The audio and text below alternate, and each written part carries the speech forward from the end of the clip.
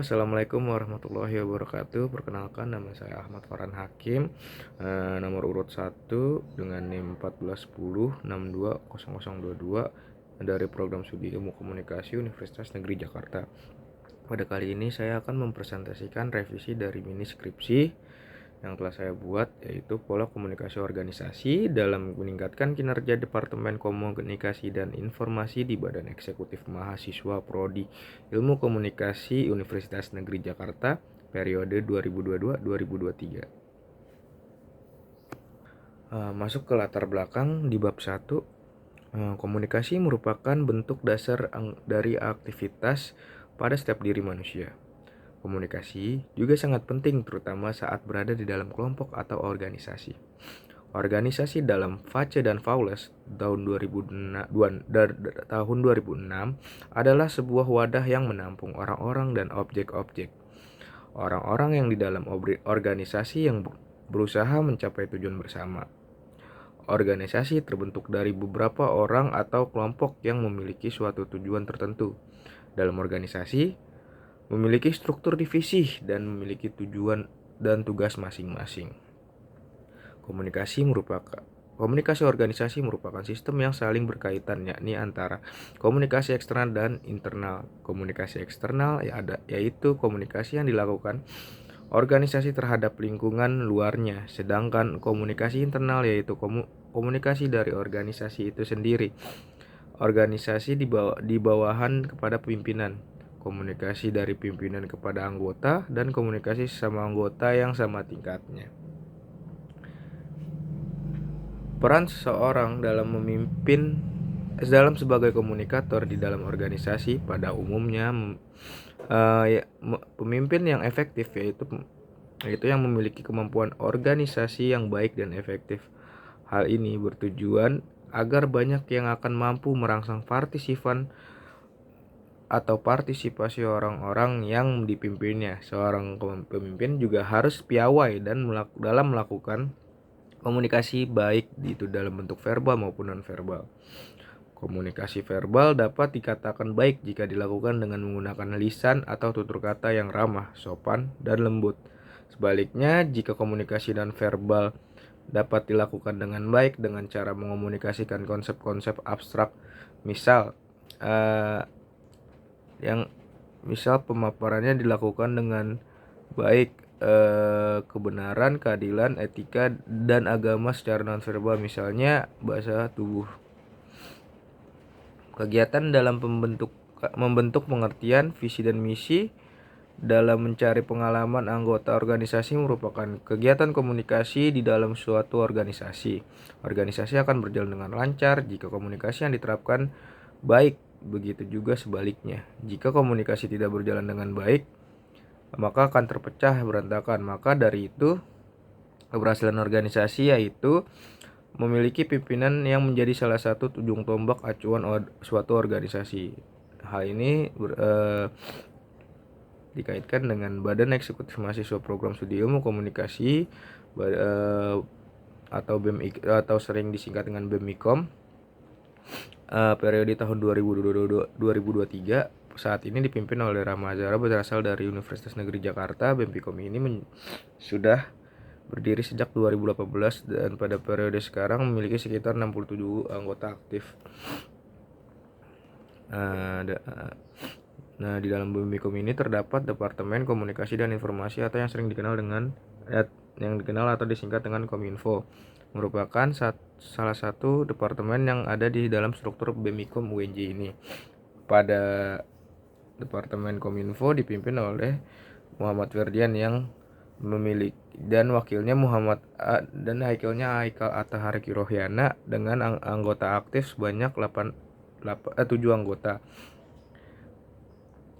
Saat ini 8 anggota,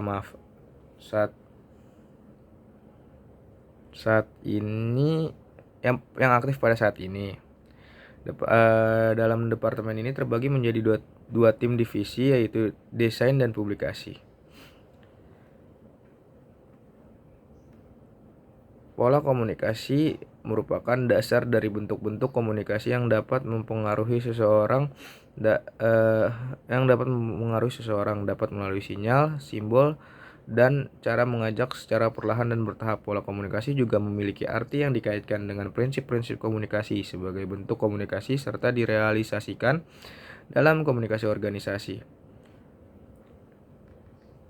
Berdasarkan dari pemaparan dan pengamatan yang dalam lingkungan BEMPIKOM di atas, maka peneliti ingin mengetahui bagaimana pola komunikasi di dalam Departemen Kominfo di BEMIKOM yang memiliki fungsi sebagai sarana dan dalam menjalin hubungan yang harmonis antar ketua dengan anggotanya guna meningkatkan semangat kinerja pada organisasi.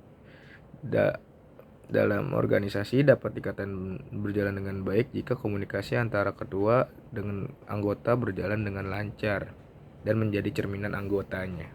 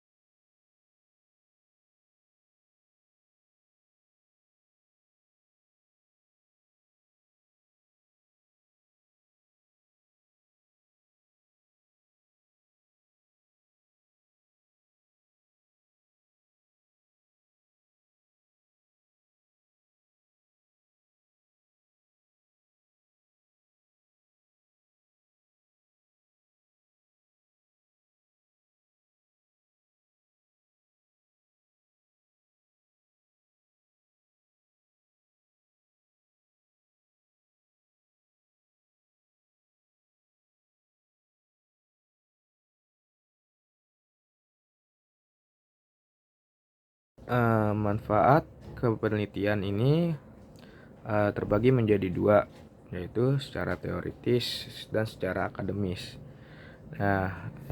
Secara teoritis itu penelitian dilaksanakan dengan harapan agar dapat menambah dan memperkaya ilmu dan wawasan di bidang ilmu komunikasi pada tema kajian pola komunikasi organisasi.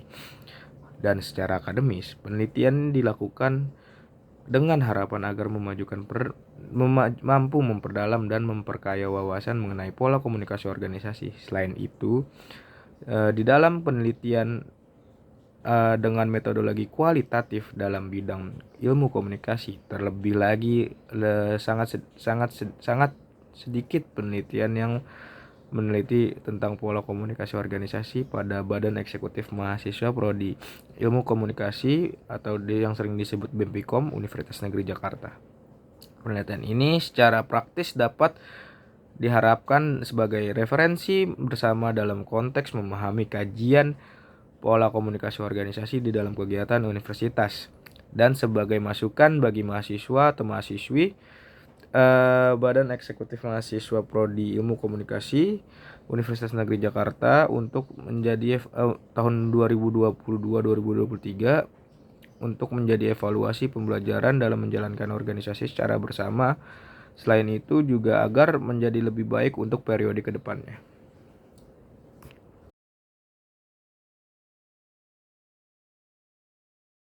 Masuk ke bab 2 yaitu kajian teori dengan pembahasan pertama yaitu konsep. Di dalam konsep ini terdapat beberapa poin. Yang pertama itu ada komunikasi organisasi. Komunikasi organisasi adalah suatu studi proses disiplin yang dapat bermanfaat dalam mengambil sejumlah arah secara merata. Definisi komunikasi organisasi dibagi menjadi dua, yaitu definisi fungsional dan definisi interpretatif. Definisi fungsional komunikasi organisasi adalah suatu kinerja dan interpretasi pesan antar unit komunikasi yang merupakan dari organisasi tertentu. Dalam organisasi ini terdiri dari beberapa unit yang saling memiliki fungsi dan hubungan satu sama lain dalam lingkungan. Sedangkan definisi interpretatif komunikasi organisasi cenderung menekan pada kegiatan pemrosesan pesan yang berada dalam batas-batas organisasi. Menurut Paulus DF dan Pace RW tahun 2020. Komunikasi organisasi juga merujuk pada cara-cara komunikasi yang terjadi di dalam suatu organisasi atau perusahaan lain lah. Ini mencakup semua interaksi komunikasi antara individu atau kelompok di dalam sebuah organisasi, termasuk komunikasi formal dan informal. Pentingnya komunikasi organisasi adalah untuk memastikan bahwa semua anggota di dalam organisasi memiliki pemahaman yang sama serta tujuannya, nilai, dan arah organisasi tersebut. Komunikasi yang baik juga dapat meningkatkan produktivitas, memperkuat kepercayaan dan hubungan antara pemimpin dengan anggotanya, serta meningkatkan kepuasan anggota. Iklim komunikasi merupakan suatu gabungan global yang disebut komunikasi berkaitan dengan citra makro dan abstrak. Iklim organisasi ini penting karena membantu dalam menjelaskan perilaku anggota dengan mengaitkan konteks dari konsep, perasaan, dan harapan. Dengan mengetahui suatu tentang organisasi, akan mudah memahami lebih baik dengan apa yang mendorong anggota untuk bersikap dengan cara tertentu pada saat mengasumsikan iklim organisasi dapat berkembang dengan sifat-sifatnya sesuai dengan suatu organisasi dan persepsi individu saat melakukan interaksi. Dalam konteks organisasi, iklim organisasi berkembang dan memiliki unsur-unsur dasar sebagai penguat dari dalam membentuk organisasi. Unsur-unsur dasar iklim organisasi terbagi menjadi 5 kategori menurut Paulus dan Pace tahun 2020 pada halaman 147, yaitu 1. Anggota organisasi. Anggota organisasi adalah orang-orang yang melaksanakan pekerjaan organisasi di pusat organisasi. Beberapa kegiatan anggota organisasi meliputi pemikiran yang meliputi konsep-konsep, penggunaan bahasa, pemecahan masalah, dan bentuk gagasan. Tidak hanya itu, anggota juga berinteraksi yang melibatkan perasaan, emosi, keinginan, dan aspek lainnya. 2. Itu pekerjaan dalam organisasi. Dalam organisasi mempunyai pekerjaannya masing-masing yang terdiri dari tugas-tugas formal maupun informal. Tugas pekerjaan ini menghasilkan sebuah produk serta memberikan pelayanan organisasi. Isi, keperluan, dan konsep merupakan tanda 3 dimensi universal pekerjaan dari organisasi. Yang ketiga ada praktik-praktik pengelolaan. Praktik-praktik pengelolaan mempunyai tujuan primer sebagai anggota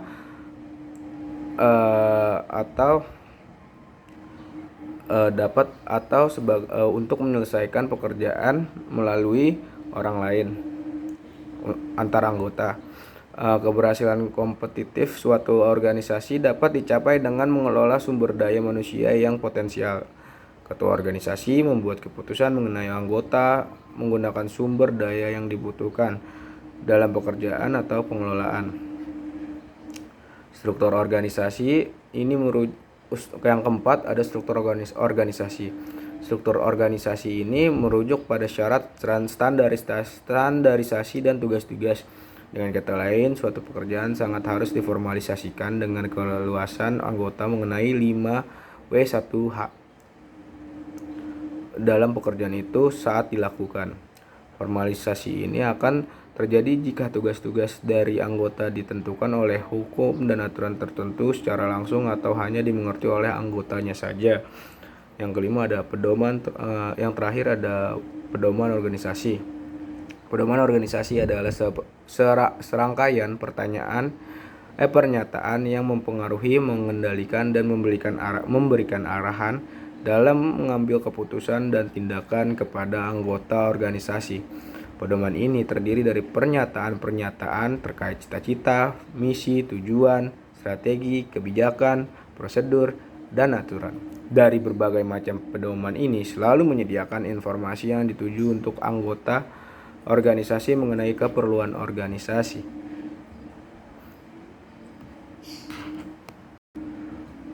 Poin dari konsep selanjutnya yaitu kinerja Kominfo BEM-Pikom. Pola komunikasi mengalir ke atas ke tingkat yang lebih tinggi dalam kelompok atau organisasi. Komunikasi ini digunakan oleh pemimpin kelompok dan manajer untuk menentukan tujuan dalam memberikan instruksi pekerjaan, menginformasikan kepada anggota tentang kebijakan dan prosedur, menunjukkan masalah yang perlu mendapatkan perhatian, dan memberikan umpan balik terhadap kinerja. Kinerja Departemen Komunikasi Organisasi atau yang biasa disingkat Kominfo adalah departemen yang menjadi garda terdepan pada Badan Eksekutif Mahasiswa Ilmu Komunikasi Universitas Negeri Jakarta. Ada beberapa tugas pokok utama Kominfo, yaitu yang pertama, menjadi jembatan komunikasi antara eksternal dengan internal Badan Eksekutif Mahasiswa Ilmu Komunikasi UNJ. Kedua, bertanggung jawab dalam brand image Badan Eksekutif Mahasiswa Ilmu Komunikasi UNJ di sosial media. Ketiga, bertanggung jawab terhadap informasi yang disebarkan oleh Badan Eksekutif Mahasiswa Prodi Ilmu Komunikasi UNJ. Yang keempat, menjaga citra Badan Eksekutif Mahasiswa Ilmu Komunikasi UNJ di depan khalayak umum. Bertanggung jawab mengenai alur publikasi. Yang terakhir ada bertanggung jawab mengenai alur publikasi Badan Eksekutif Mahasiswa Ilmu Komunikasi Universitas Negeri Jakarta. Selanjutnya itu ada review literatur dari penelitian terdahulu. Yang pertama itu peneliti bernama Imam Wahyu Ananda tahun 2023, pola komunikasi organisasi Himpunan Mahasiswa Benah Meriah Himabem di Kota Medan dalam meningkatkan solidaritas keanggotaan. Tujuan penelitian ini adalah untuk menganalisa bagaimana pola komunikasi yang digunakan dalam anggota organisasi Himpunan Mahasiswa Benar Meriah dalam meningkatkan solidaritas anggota organisasi mereka. Komunikasi yang digunakan teori yang digunakan komunikasi organisasi dan iklim organisasi. Jenis penelitian ini adalah kualitatif. Hasil yang diperoleh yaitu pola komunikasi yang digunakan oleh Himpunan Mahasiswa Benah Meriah adalah pola komunikasi model bintang, yang mana semua anggota Himpunan Mahasiswa Benar Meriah mempunyai kedudukan yang sama dalam aktivitas komunikasi di dalam organisasi, sehingga menciptakan solidaritas yang kuat sesama anggota organisasi dan pesan-pesan yang disampaikan dapat tersalurkan dengan nyaman. Perbedaan itu membahas perbedaan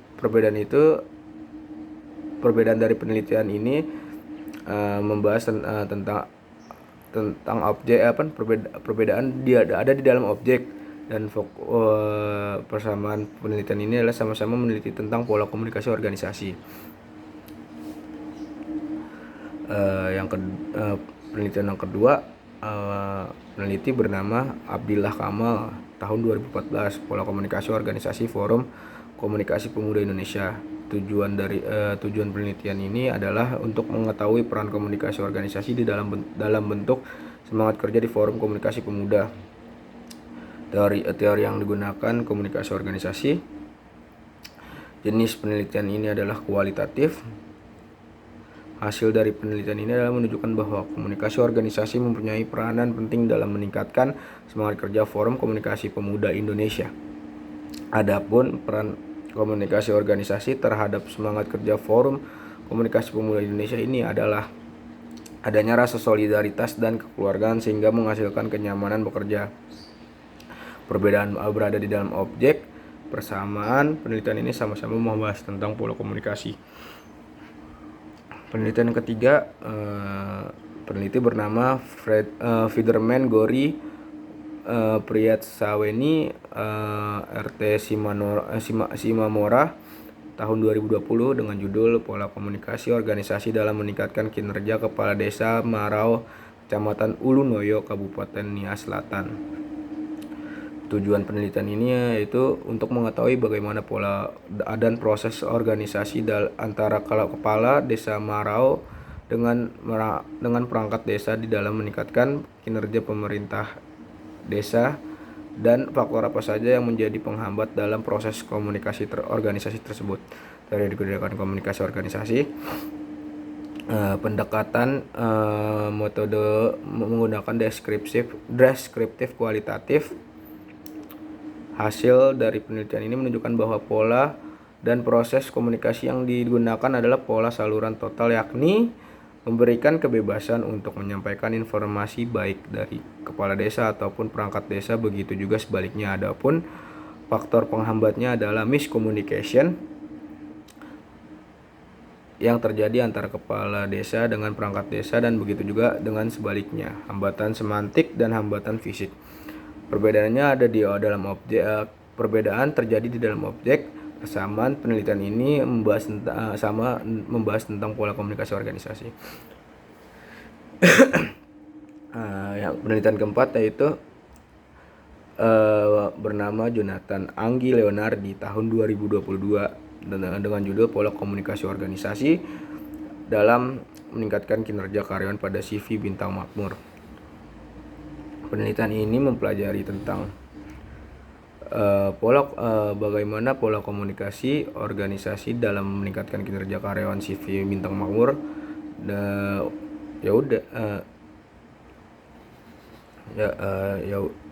Yaitu merupakan tujuan dari penelitian ini. Teori yang digunakan adalah pola komunikasi dan kinerja karyawan. Teori yang digunakan ialah pola komunikasi dan kinerja karyawan. Metode menggunakan kualitatif deskriptif. Penelitian ini menghasilkan bahwa CV Bintang Makmur yang menggunakan pola Y dalam proses komunikasinya, di mana setiap informasi yang berjalan melalui tahapan dari tingkat jabatan lebih rendah hingga ke jabatan tertinggi. Kinerja karyawan di CV Bintang Makmur masih belum maksimal, bukan berarti pola komunikasinya, tetapi karena karyawannya yang tidak memanfaatkan fasilitas teknologi yang ada. Perbedaan berada pada objek. Persamaan sama-sama membahas tentang pola komunikasi organisasi. Yang kelima, penelitian dengan autor bernama Desinta Afriani Brahmana Elizabeth Sitefu tahun 2020 dengan judul Pola Komunikasi Organisasi dalam Meningkatkan Kinerja Pegawai di Kantor Lurah Gunung Leto, Kecamatan Kabanjahe. Tujuan dari penelitian ini adalah untuk mengetahui bagaimana pola komunikasi organisasi dalam peningkatan kinerja karyawan di Kantor Lurah Gunung Leto, Kecamatan Kabanjahe, dalam meningkatkan kinerja pegawai. Teori yang digunakan dalam penelitian adalah teori komunikasi organisasi dari Miles and Huberman. Metode penelitian ini adalah menggunakan pendekatan kualitatif dengan data primer yang dikumpulkan di lapangan melalui observasi dan wawancara mendalam. Hasil penelitian bahwa pola komunikasi organisasi di dalam meningkatkan kinerja pegawai di Kantor Lurah Gunung Leto, Kecamatan Kabanjahe memakai pola komunikasi roda, di mana pimpinan berada di posisi sentral dan berpengaruh dalam proses penyampaian pesan dan informasi yang berjalan harus lebih dahulu sampai ke pimpinan, dan semua laporan, instruksi, perintah kerja, dan pengawasan terpusat pada satu orang yang memimpin. Perbedaan ada di dalam objek dan persamaan sama-sama membahas tentang pola komunikasi organisasi.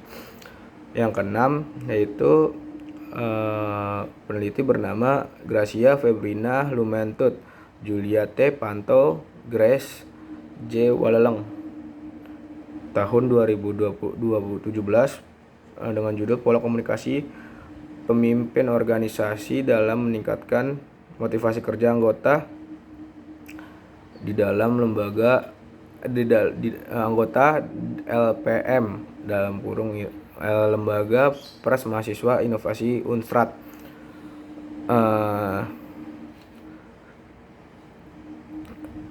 Penelitian ini mempunyai tujuan yaitu untuk mengetahui bagaimana komunikasi pemimpin organisasi dalam aspek orientasi kerja, kemudian bagaimana komunikasi pemimpin organisasi dalam aspek orientasi hubungan, dan juga bagaimana komunikasi pemimpin organisasi di dalam aspek keefektifan. Teori yang digunakan ini yaitu teori komunikasi organisasi yang melalui teori Redin. Penelitian ini menggunakan pendekatan metode kualitatif dengan prosedur penelitian yang menghasilkan deskriptif berupa kata-kata lisan yang dari orang-orang dan perilaku yang dapat diamati. Hasil dari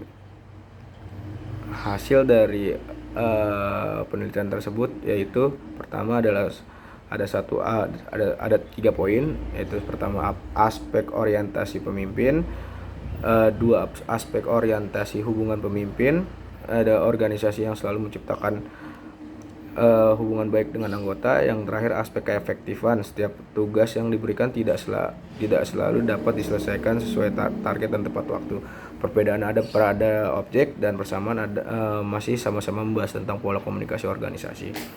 Yang ketujuh ada penelitian dengan peneliti bernama Hambali, Ahmad Muhaimin, dan Mutia Rahmadini dengan judul Pola Komunikasi Organisasi dalam pengembangan program studi ilmu komunikasi Fakultas Ilmu Sosial dan Ilmu Politik Universitas Negeri Raden Fatah Palembang.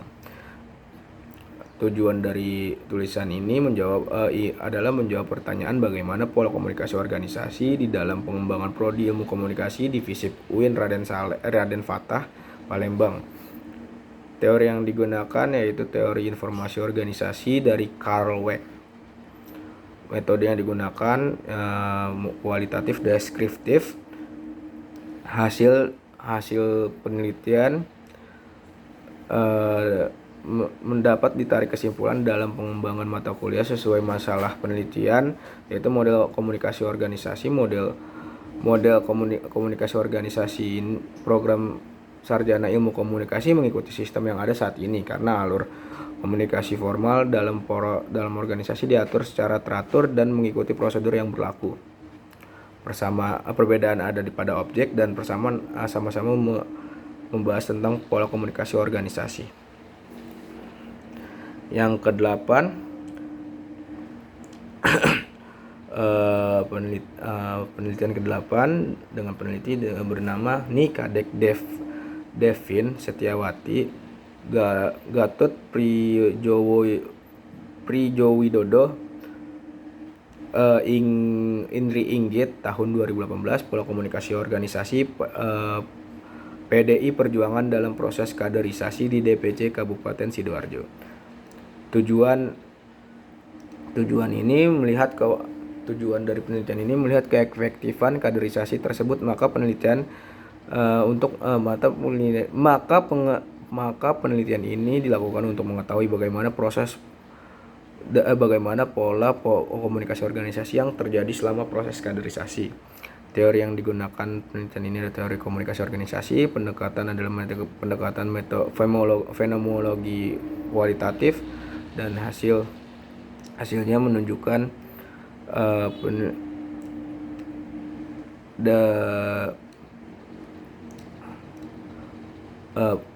DPC Kabupaten Sidoarjo melakukan 3 pola komunikasi organisasi, yaitu pola komunikasi formal, pola komunikasi informal, dan pola komunikasi socialization mechanism. Penelitian ini juga menemukan hambatan yang ada dalam proses kaderisasi, kurangnya sarana dan prasarana yang diperlukan dalam komunikasi untuk mengatasi rentang usia yang jauh, penguasaan teknik dan metode yang tidak sesuai, sehingga beberapa pengurus dari kader tidak dapat menguasai media yang digunakan. Perbedaan ada pada objek, persamaan sama-sama membahas tentang pola komunikasi organisasi. Yang ke-9 itu nama penelitinya I Putu Aryasa Darmawan, I Madega Misandi Untara, Ni Wayan Juli Artiningsih pada tahun 2021 dengan judul Pola Komunikasi Organisasi dalam pengembangan dalam pengembangan program studi filsafat Hindu STH Negeri MPU Kuturan Singaraja. Tujuan dari penelitian ini adalah dapat membangun suatu konsep baru tentang komunikasi dalam budaya organisasi di lingkungan jurusan Brahma Widya yang nantinya dapat diterapkan untuk kemajuan organisasi selanjutnya. Teori yang digunakan teori komunikasi organisasi. Penelitian ini merupakan penelitian kualitatif dan hasilnya ini terbagi menjadi 3, yaitu penyampaian pesan dalam komunikasi organisasi ini adalah apa yang disampaikan oleh pemimpin kepada bawahannya. Kedua, media komunikasi organisasi yaitu media antar pribadi dan media kelompok. Dan yang terakhir, yang ketiga, sistem dan kepemimpinan dalam organisasi dan pola komunikasi di program studi filsafat Hindu dilaksanakan secara resmi dan tidak resmi. Perbedaan ada pada objek, persamaan ada pada persamaan sama-sama membahas tentang pola komunikasi organisasi. Yang terakhir, yang ke-10, penelitian ke-10, nama peneliti Aperian Jaya Mendrovah Muhammad Syafi pada tahun 2019, pola komunikasi organisasi dalam meningkatkan eksistensi komunitas Marga Parna di Kota Batam. Studi kasus komunitas Marga Parna di Batu Aji, Kota Batam. Ya, tujuan penelitian ini untuk mengetahui pola komunikasi organisasi yang sering terjadi di dalam kelompok Marga Parna dalam meningkatkan eksistensi di Kota Batam. Teori yang digunakan adalah teori struktur organisasi dan pola komunikasi. Penelitian ini juga menggunakan pendekatan kualitatif deskriptif. Hasil dari penelitian ini adalah pola komunikasi yang terjadi di Marga Parna dapat meningkatkan keunggulan sangat baik, yaitu pola komunikasi yang terjadi secara rutin adalah pola roda, pola lingkaran, pola komunikasi Y, dan pola komunikasi bintang. Sedangkan kurang maksimal pada pola yang terjadi di dalam kelompok Marga Parna adalah pola komunikasi rantai. Perbedaan ada pada objek, persamaan sama-sama membahas tentang pola komunikasi organisasi. Selanjutnya, di subbab selanjutnya, variabel. Variabel yang digunakan dalam penelitian ini adalah pola komunikasi organisasi. Variabel model pola komunikasi organisasi mencakup faktor-faktor yang mempengaruhi cara komunikasi berlangsung dalam organisasi. Komunikasi ke atas menuju ke tingkat yang lebih tinggi dalam kelompok atau anggota atau organisasi. Pemimpin, tim, dan manajer menggunakan komunikasi ini untuk menetapkan tujuan, memberikan instruksi kerja, mendidik anggota tentang kebijakan dan prosedur, mengidentifikasi masalah yang memerlukan perhatian, dan memberikan umpan balik kinerja.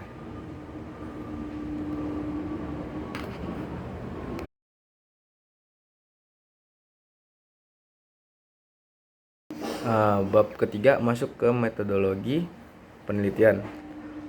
Yang pertama itu membahas tentang paradigma penelitian. Paradigma yang digunakan pada penelitian ini adalah konstruktivisme. Konstruktivisme adalah salah satu perspektif tersebut dengan sering dilihat sebagai pendekatan penelitian kualitatif. Konstruktivisme merupakan pandangan individu dalam mencari pemahaman tentang dunia tempat mereka tinggal, bekerja, dalam mengembangkan makna subjektif dari pengalaman mereka yang diterapkan pada kenyataan, objek, atau benda tertentu. Dalam buku Creswell tahun 2017, paradigma ini mengetahui tentang realitas manusia melalui interaksi dengan lingkungan sosial dan fisiknya. Dalam penelitian ini, pola komunikasi organisasi yang diterapkan pada Departemen Komunikasi komunikasi dan informasi Kominfo sangat berpengaruh dalam proses komunikasi dalam meningkatkan kinerja anggotanya.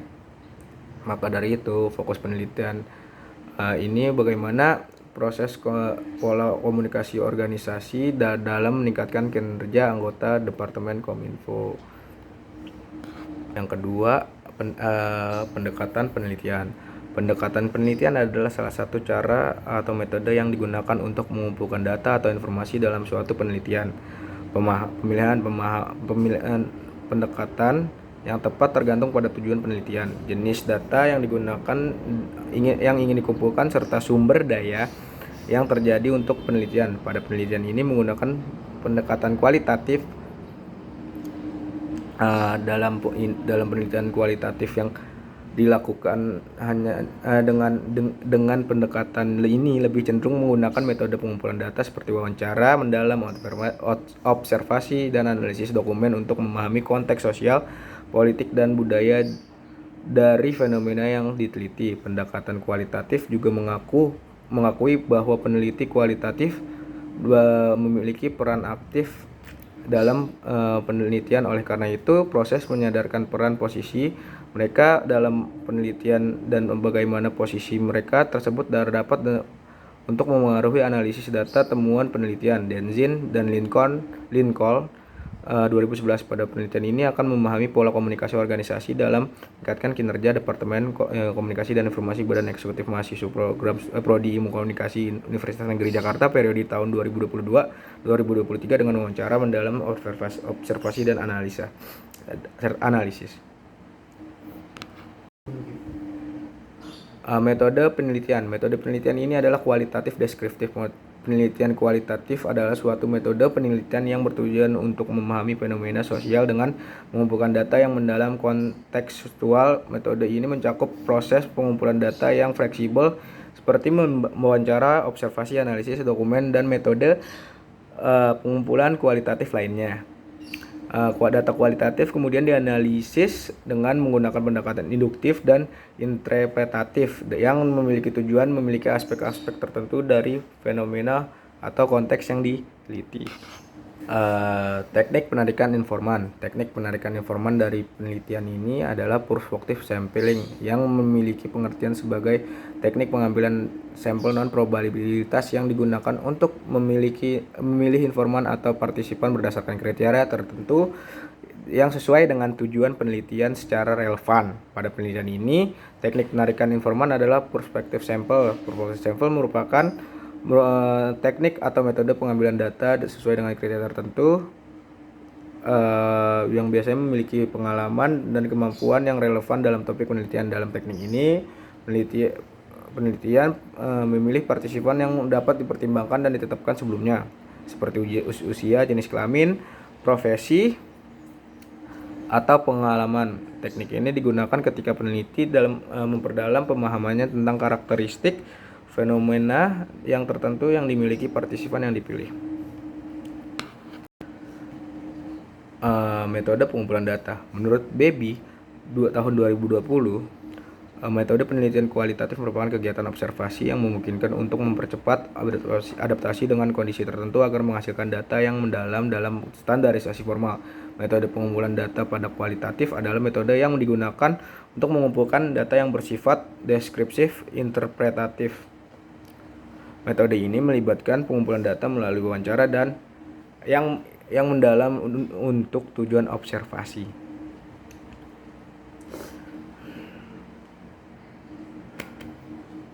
Metode pengukuran data.